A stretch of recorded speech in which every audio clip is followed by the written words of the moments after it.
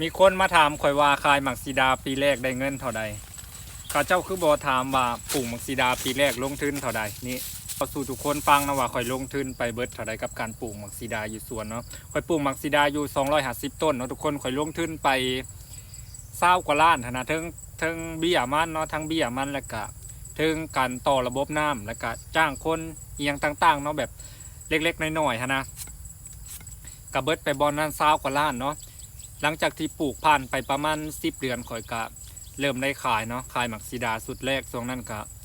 ได้หมักซีดาประมาณ100 กว่าโลนะทุกคนข่อยขายโลหนึ่ง30,000ได้ขายสุดที่2อีกประมาณ300 กว่าโลเนาะก็คืออาศัยการขายแถวบ้านนี่แล้วก็ขายออนไลน์เนาะส่วนหลายก็สิขายออนไลน์ซะเป็นส่วนใหญ่เนาะทุกคนเนาะข่อยปลูกหมักซีดาได้ปีกว่าเนาะแล้วก็ขายหมักซีดาได้ประมาณ400 กว่าโลนี่แหละเนาะข่อยขายส่วนหลายก็ขายโลหนึ่ง30,000เพราะว่า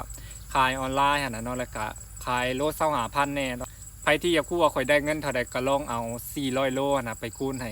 30,000กีบเนาะทุกคนเนาะแล้วก็สิเอาเงินจำนวนนั้นแต่ถามว่าได้ทุนได้กำไรแล้วบ่ตัวนี้ตอบแบบบ่อายเลยว่ายังบ่ได้ทุนเนาะทุกคนเนาะเพราะว่า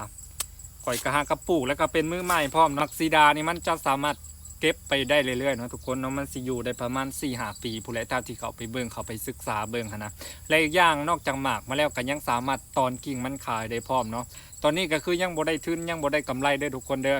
ถ้าว่าต่อไปนี่ได้ทุนแล้วว่าได้กำไรสิมาอัปเดตให้เบิ่งอีกเทื่อนึงเนาะนี่หมักซีดาเป็นหมักซีดาพันธุ์กิมจูแบบนี้